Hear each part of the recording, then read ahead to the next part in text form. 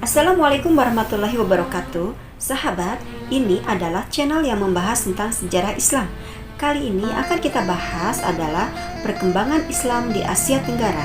Namun, sebelum lanjut, yuk mari kita dukung channel ini dengan klik subscribe dan aktifkan notifikasinya agar tidak ketinggalan pembahasan berikutnya. Lalu, like dan share video ini jika bermanfaat bagi kalian. Masuknya Islam ke berbagai wilayah di Asia Tenggara tidak berada dalam satu waktu yang bersamaan, tetapi berada dalam satu kesatuan proses sejarah yang panjang. Kerajaan-kerajaan dan wilayah itu pun berada dalam situasi politik dan kondisi sosial budaya yang berbeda-beda.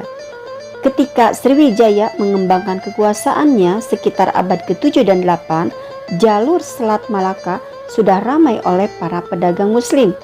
Data ini diperkuat dengan berita Cina zaman dinasti Tang yang dapat memberikan gambaran bahwa ketika itu telah ada 4 Muslim di Canton, Yangzhou dan Guangzhou dan daerah Sumatera.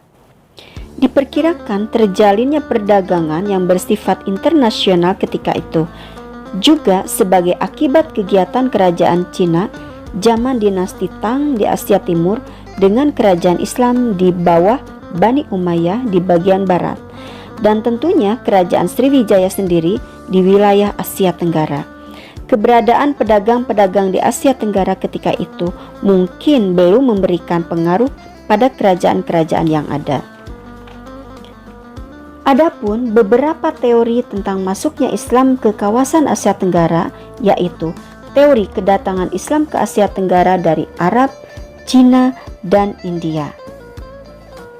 Mulai abad ke-7 dan 8, orang Muslim Persia dan Arab sudah turut serta dalam kegiatan pelayaran dan perdagangan sampai ke negeri Cina. Kurun waktu abad ke-11 hingga abad ke-14 adalah fase awal dari perkembangan Islam di Kepulauan Asia Tenggara. Pedagang-pedagang Arab dan Muslim India adalah agen-agen perubahan yang membawa Islam ke kawasan itu. Tersebarnya Islam tidak terlepas dari pengaruh kerajaan yang berada di Nusantara yang dipimpin oleh raja-raja yang memeluk agama Islam, seperti kerajaan Samudra Pasai yang dipimpin oleh Sultan Malik Al-Saleh. Sejarah perkembangan Islam di Thailand. Thailand biasa disebut juga Muang Thai atau Muang Thai Risabdah atau Siam atau negeri gajah putih. Terletak di sebelah utara Malaysia dan sering dilukiskan sebagai bunga yang mekar di atas sebuah tangkai.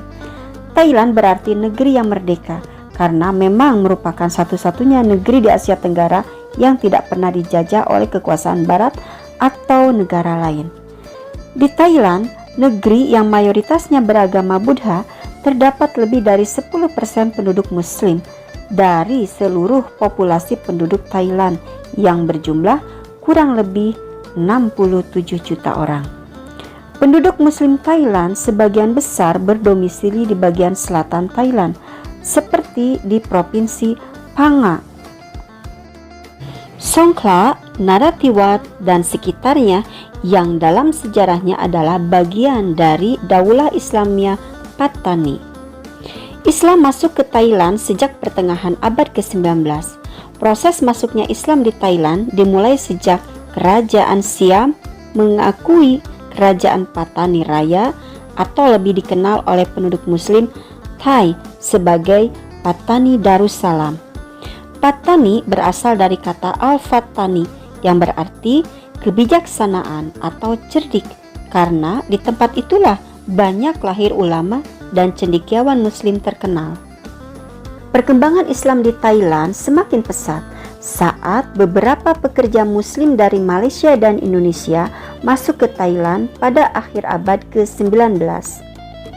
Islam sudah ada di daerah yang sekarang menjadi bagian Thailand Selatan sejak awal mula penyebaran Islam dari Jazirah Arab. Hal ini bisa kita lihat dari fakta sejarah seperti lukisan kuno yang menggambarkan bangsa Arab di Ayutthaya, sebuah daerah di Thailand, dan juga keberhasilan bangsa Arab dalam mendirikan Daulah Islamiyah Patani menjadi bukti bahwa Islam sudah ada lebih dulu sebelum kerajaan Thai. Lebih dari itu, penyebaran Islam di kawasan Asia Tenggara merupakan satu kesatuan dakwah Islam dari Arab di masa Khalifah Umar bin Khattab. Meski tidak diketahui secara pasti daerah mana yang lebih dulu didatangi oleh utusan dakwah dari Arab, akan tetapi secara historis Islam sudah menyebar di beberapa kawasan Asia Tenggara sejak lama.